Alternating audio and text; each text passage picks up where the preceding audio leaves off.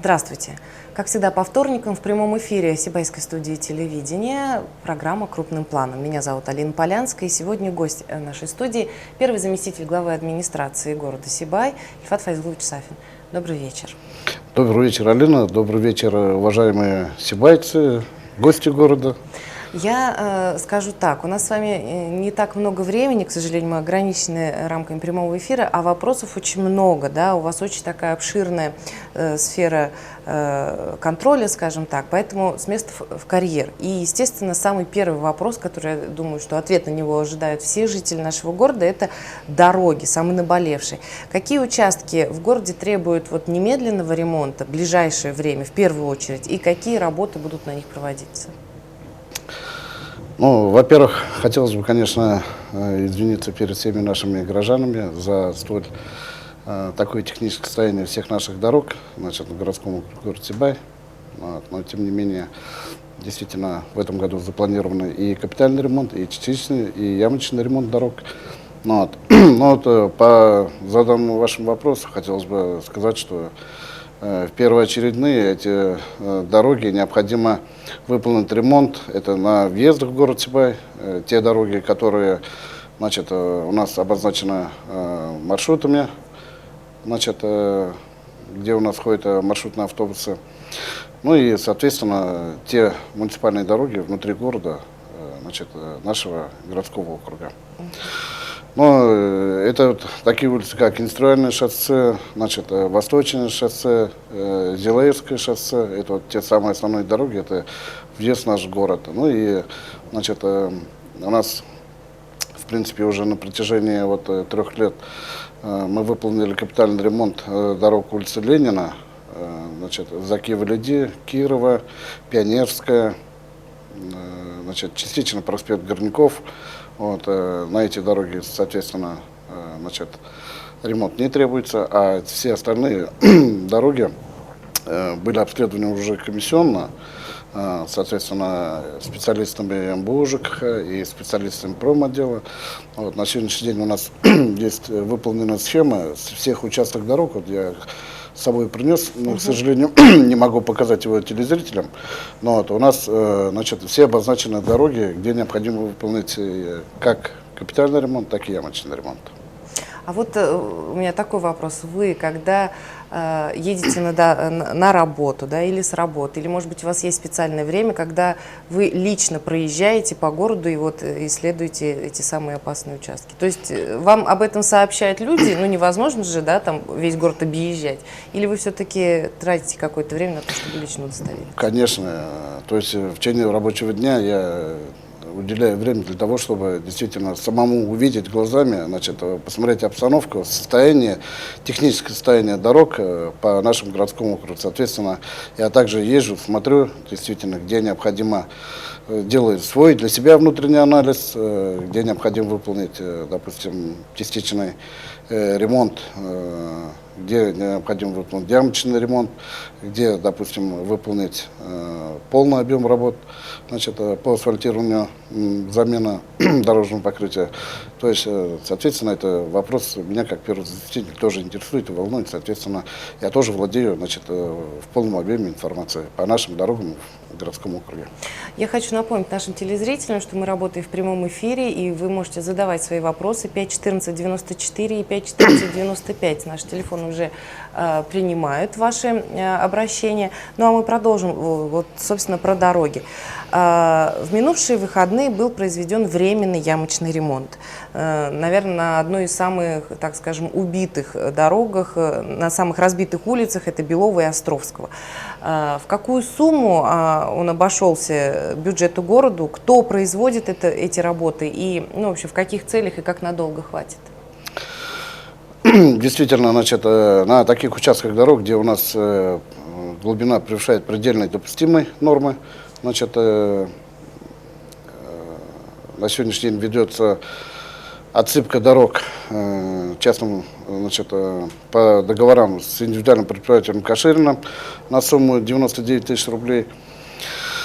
Ну, вот это, да, дороги мы отсыпаем на сегодняшний день Это по проспекту Горняков, Учелинска, до центральной площади, по Белово, Пархоменко, Индустриальное шоссе, Пархоменко, значит, еще раз от Белова до магазина Евразия, улица Лермонтова, улица Полякова.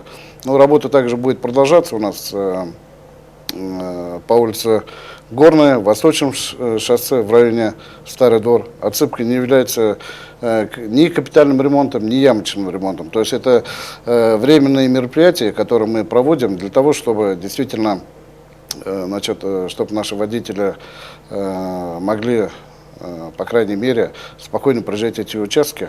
То есть при проведении, значит, ямочного или капитального ремонта, то есть эти ямки будут они заделаны в полном объеме. То есть в целях обеспечения безопасности дорожного движения, да, для наших водителей. И также не только водителей, но и маршрутных автобусов, которые занимаются перевозкой, значит, горожан нашего города. Еще, естественно, что хотелось бы, чтобы во всем городе капитально заменили все дороги. И вот тогда бы наступил благоденствие и красота. Но, как вы правильно заметили, в течение последних 3 лет были капитально отремонтированы такие одни из главных артерий, скажем, города, там и проспект Горняков, и Закива Лиди, и улица Ленина. Какие планы по капитальному ремонту дорог? Какие улицы в этом году или в ближайшее время будут капитально отремонтированы? Ну, согласно плану мероприятий, который у нас заключен с Госкомитетом по транспорту, значит, 3-летний план у нас составлен. Значит, в этом году по линии Гостранса выделено, значит, денежные средства. На условиях софинансирования эта сумма составляет в пределах 12 миллионов, значит, где запланировано у нас на этот год капитально отремонтировать улицу Островского. То есть начиная от улицы Пионерская до, в принципе, улицы проспекта Горняков, и дальше мы планируем, значит, где у нас находится вот ПЛ-24, вот эта зона, часть домов по улице Горняков, вот эту улицу в полном объеме ее сделать в этом году, капитально отремонтировать. Да, в прошлом году, если не ошибаюсь, там был проведен такой хороший ямочный ремонт. Да, ямочный ремонт был произведен, но тем не менее, то есть вот зимняя погода, теплая погода, они свою роль сыграли. Значит, как бы мы ни старались, как мы ни делали ямочный ремонт, но природное явление, оно свое дело делает. Но ведь, как оказывается, вот после того, как комиссия обследовала, выяснилось, что, собственно, сами заплатки на месте, вот которые в прошлом году ставили заплатки, это вот вокруг них асфальт разрушается, потому что уже, ну, видимо, своя износостойкость. А вообще какие, ну, то есть какую гарантию подрядчик, да, производящий капитальный ремонт, дает на дороге? Ну, это оговаривается условиями, значит, контракта. Есть от года, есть до 2 лет, значит, но по капитальному ремонту, где у нас сплошной идет, там мы гарантию ставим для таких дорог 5 лет. 5 лет. Да, и в течение 5 лет, если какие-то нарушения выявлены, значит, по данному дорожному полотну, то есть та подрядная организация, которая выполняли ремонтные дороги, ремонтные работы по этим дорогам, то есть они за свой счет, за счет своих средств должны устранить все эти выявленные замечания, недоделки на данных участках дорог. А такая практика уже была вот в эти годы? Нет, пока не было, потому что, в принципе, те работы, которые были выполнены ранее, то есть они на сегодняшний день в хорошем состоянии, но частично у нас вот по улице Ленина, где у нас колейность появилась, то есть эта колейность, она будет исправляться подрядной организацией, которые выполняли эти виды работ. Ну вот тут, кстати, по поводу колеи, все-таки колея, да, она больше образуется там, где пролегают маршруты городских автобусов. Ну, поскольку автобус постоянно, он тяжелый, да, это техника. И вот тут же вопрос следом. Почему большегрузному транзитному транспорту разрешается въезд в город? Для этого есть объездная дорога. Вот я не знаю, к вам этот вопрос или к ГИБДД все-таки? Ну, значит, по данному вопросу я что могу пояснить? У нас есть ряд, значит, магазинов, которым действительно, значит, обеспечен проезд. Разрешен проезд, разрешен проезд к магазинам таких сетей, как «Пятерочка», «Магнит». То есть, соответственно, эти большегрузные автомобили, они проезжают до своих мест. Вот, но они заезжают именно с разрешения, которое выдается МБУ ЖКХ. А они как-то платят за это, вот сети, за то, что они... Да, это, соответственно, разрешение оно платное, то есть там специальная методика расчетов есть, и по которым осуществляется, значит, оплата данными предприятиями. То есть они как бы некоторым образом возмещают ущерб, который наносят дорогам города. Хорошо, весенний паводок – это вторая такая проблема, потому что был период большого снега, и мы ждем большую воду сейчас, да? На минувшей неделе, как наконец-то разрешилась проблема по улице Строителей. Они говорили очень много и в социальных сетях, и в самом известном паблике нашего города, что улица Строителей плывет. И причем эта проблема, она ежегодная, которая проявляется не только в период таяния снегов, но и в период обильных дождей. Проблема была разрешена. И у меня в связи с этим два вопроса. Как она разрешилась и как на будущее планируется эту проблему решать? Да, действительно, значит, на данном участке улицы Строителей ежегодно было, как и во время таяния снега, так и во время обильных дождей, скапливание большого количества воды на данном участке дороги. Но, тем не менее, значит, в этом году мы решили эту проблему, то есть частично в том плане, что мы воду отводим в те, значит, канализационные коллекторы, которые существуют на данном участке, это вот в проходе. И в этом году мы, в принципе, планируем выполнить, значит, проектную работу по отводу воды с данного участка улицы Строителей до улицы Белова. И тем самым мы снимем этот вопрос уже в дальнейшем. Там, значит, скопления большой воды на данном участке дороги не будет. То есть, в общем-то, жителям микрорайона Восточный можно надеяться, что в следующем году, в общем-то, будет облегчена вся эта ситуация. Да, мы эти проблемы снимем, вопросы эти снимем. Ну что ж, замечательно. В следующем году встретимся и, как говорится, спросим. Слово не воробей, да? И опять же к теме паводка. Поселок Аркаим. На прошлой неделе мы в этой же самой студии беседовали с Зульфией Ибрагимовной Фаткулиной, да, и она назвала поселок Аркаим как один из паводкоопасных участков. Естественно, что жители этого поселка беспокоятся о грядущем паводке из-за того, что обильные снегопады, с гор потечет вода, естественно. Какие противопаводковые меры предпринимаются сейчас на этом участке? Стоит ли им опасаться? Но опасения так такового, значит, ну, все зависит от погодных условий. То есть, если, соответственно, действительно, как в один год у нас было это вот, дождь, значит, повышенная температура, то есть все эти, так скажем, природные явления, то есть ведут к тому, что таяние снега происходит быстро. То есть, соответственно, вся та вода, которая образовывается, значит, в поселке, естественно, она одним разом проходит, значит, все улицы и скапливается в тех местах, значит, где действительно необходимо выполнить те мероприятия, которые вынуждены, в смысле, выполнить по отводу воды. Но на сегодняшний день, значит, то, что имеется у нас водоотводной канал, это вот в верховьях поселка Аркаим, то есть предприятием Баштрансгаз на сегодняшний день эта канава очищена, он уже, в принципе, готов к приему той воды, которая будет у нас поступать со стороны гор и часть равнины, которая там есть. То есть вся эта вода будет отводиться у нас в русло реки Камышлы-Узяк.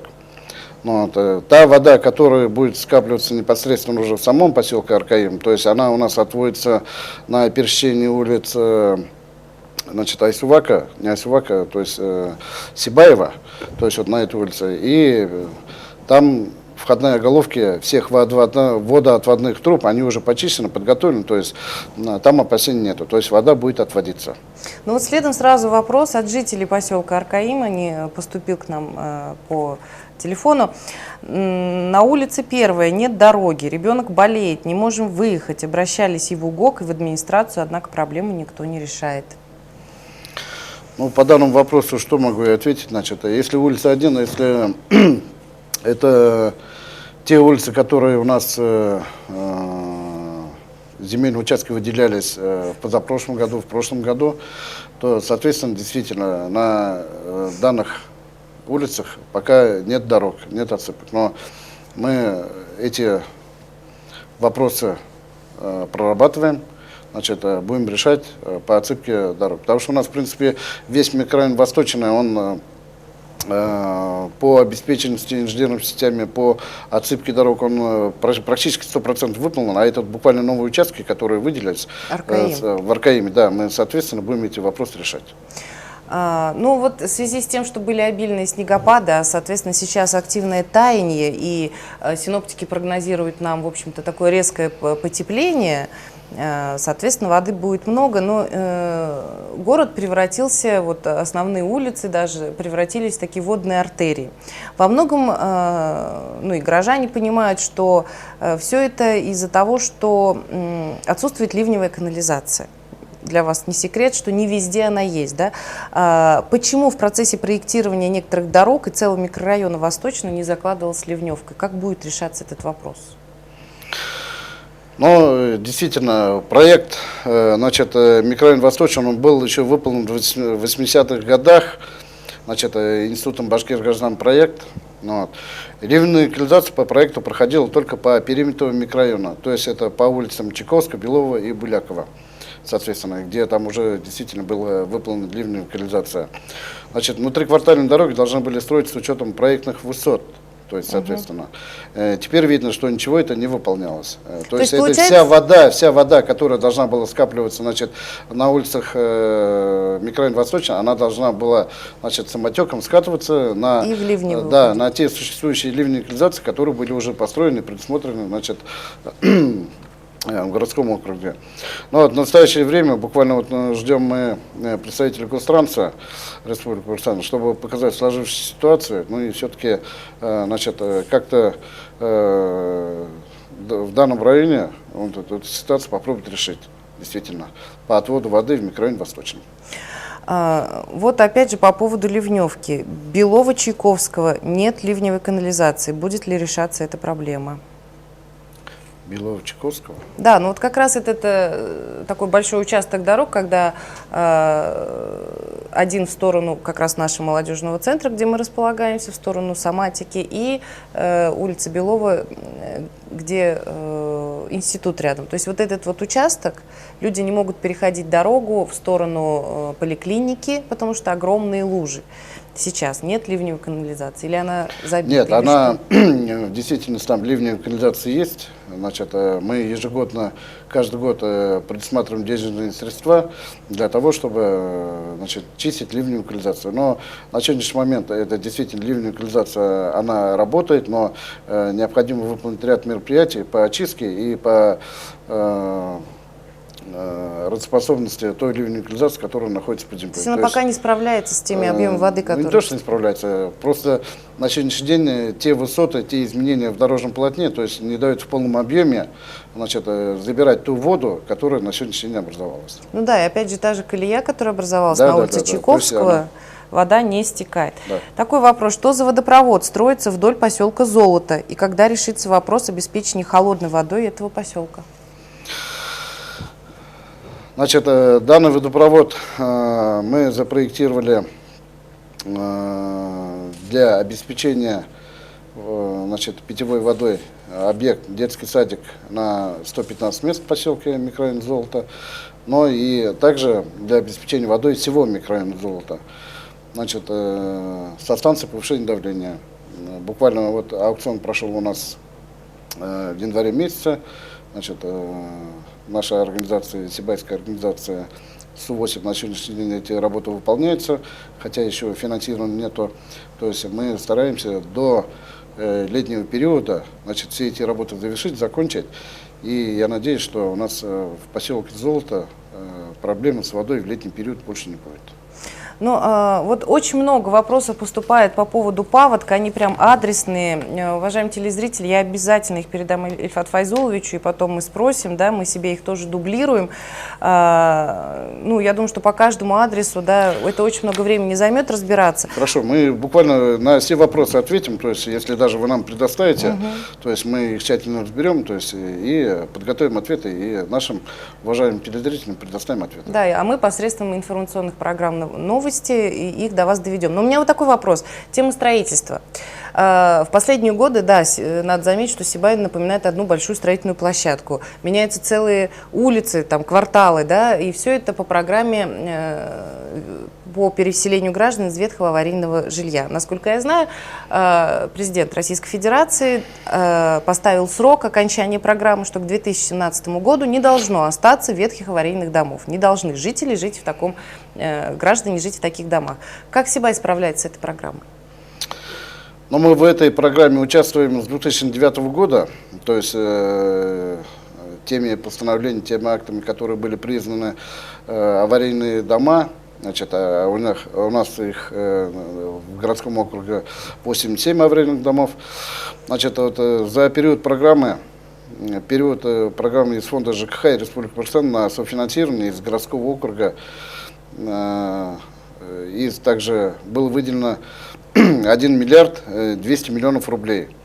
Построено на сегодняшний день у нас 47 многоэтажных жилых домов. Вот, в 2016 году мы еще планируем построить последних 3 дома. И все-таки мы один из городов Республики Башкортостан, которым мы первым завершаем эту программу по переселению из ветхого аварийного жилья. Значит, действительно, по 4-му этапу, это последний этап, который, значит, по этой программе ведется, все аукционы проведены, земельные участки предоставлены. Вот, дело остается за малым, за нашими строителями, которые должны построить данные жилые дома. И я думаю, что в этом году летом мы эту полностью программу свернем и закроем. Ну хорошо, мы идем с опережением, но вот эта программа, надо заметить, дала огромное количество рабочих мест, да, огромные объемы для строителей. Программа завершится. Что будут строители в следующем году делать? Ну, строители у нас еще, в принципе, есть и, значит, строительство других домов, то есть социальные дома. Вне этой программы. Вне этой программы, которые, да, ведутся, значит, строительство других объектов, социально значимых объектов. Но тем не менее, сейчас вводится еще новая программа, значит, тоже по переселению из ветхого аварийного жилья. Это республиканская программа будет. Я надеюсь, что в этой программе тоже будем участвовать. Значит, я надеюсь, что еще на ближайшее время наши строители будут обеспечены действительно работой. Но есть и ряд организаций, предприятий, частные организации, которые строят у нас также и коммерческое жилье.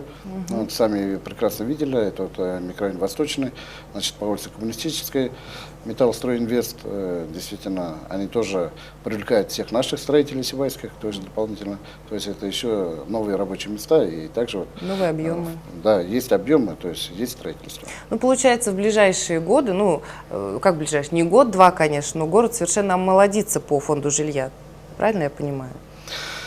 Ну, омолодиться, в принципе, да, там у нас еще есть наметки, есть у нас мероприятия, которые мы разработали с фондом жилищного строительства, то есть это еще не предел окончания строительства, еще есть у нас планы строительства, значит, которые, надеемся, они воплотятся и будет у нас в Сибае новые многоэтажные жилые дома. Вот один из вопросов, который в последнее время стал остро, это, ну, то есть мы вернулись к нему, он в свое время поднимался, потом как-то затихли обсуждения, и сейчас он снова встает остро. Судьба поезда Сибай-Уфа. Сейчас даже в соцсетях идет опрос о необходимости этого маршрута. И вот хотелось бы спросить, администрация города как-то влияет на решение этого вопроса или его решение не зависит от местных властей? Ну, что хотелось бы по данному вопросу ответить. Действительно, вот в связи с убыточностью осуществляемых перевозок, это ОАО «Российские железные дороги», изменена периодичность, значит, курсирования ежедневного пассажирского поезда номер 675, 676. сообщениям Уфа-Сибай поезд ходит теперь через день. Но нами были направлены обращения, как и в правительство Республики Башкортостан, о оказании содействия в решении вопроса о недопущении все-таки как отмены данного железнодорожного сообщения, так и сокращения объемов курсирования поезда Уфа-Сибай-Уфа. Ну что ж, будем надеяться, что все-таки маршрут сохранится, потому что это все-таки безопасность, там очень много обсуждалось, и я читала это.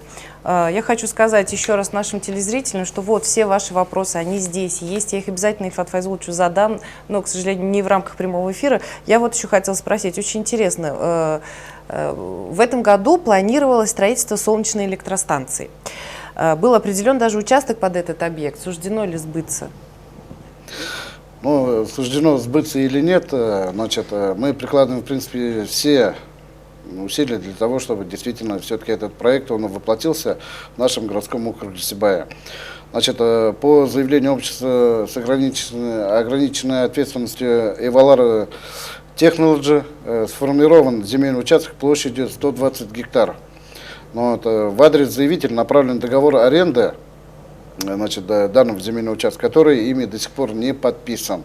Но надеемся, что мы буквально собираемся снова их пригласить, обсудить этот вопрос, потому что действительно, значит, по плану строительства намечалось проектирование и начало строительства в 2016 году. Вот, все-таки мы будем приглашать представителей данной компании и обсуждать этот вопрос уже на совещании в городском округе Уртибай. Ну и, к сожалению, время нашего эфира подходит к концу. Я понимаю, что у жителей очень много вопросов, и зачастую они просто не знают, куда с ними идти. Все вопросы за прямой эфир не задать. Подскажите, пожалуйста, у вас ведь есть время, когда вы ведете личный прием граждан? Когда, в какие дни, в какое время к вам можно обращаться? Каждый вторник, значит, с 9 часов утра, независимо сколько у нас записалось, то есть если мы находимся здесь в городе Сибай, то есть на рабочем месте, я всегда веду прием, значит, всех желающих жителей нашего города. То есть нет такого, что вот с 9 до 2, а Нет. все, кто не успел, до последнего человека. До последнего Отвечайте человека. на все вопросы. Да. Ну что ж, друзья, если вы хотите задать вопрос лично, глаза в глаза Ильфату Файзуловичу, приходите во вторник в здание администрации, 2-й этаж, да? Вот, кабинет первого заместителя главы администрации города Сибай. Ну, а я вынужден с вами попрощаться. Я надеюсь, что мы встретимся с вами еще раз в этой студии, еще раз поговорим. Ну и, как я обещала, через год спросим про улицу Строителей. Спасибо вам большое за вашу откровенность, за вашу открытость. Большое вам спасибо, большое спасибо всем нашим телезрителям, которые приняли активное участие в данном... За неравнодушие, да, к за вопросам. неравнодушие, да. То есть за те вопросы, которые действительно, задавая такие вопросы, мы действительно тоже обращаем на это внимание и стараемся все эти проблемы снять. Ну что ж, спасибо. Я напоминаю, что гостем нашей студии был первый заместитель главы администрации городского округа города Сибай Ильфат Файзулович Сафин. Всего доброго, Ильфат Файзулович. Всего доброго, до свидания. Ну и мы с вами встретимся в этой же самой студии ровно через неделю. Всего доброго и берегите себя.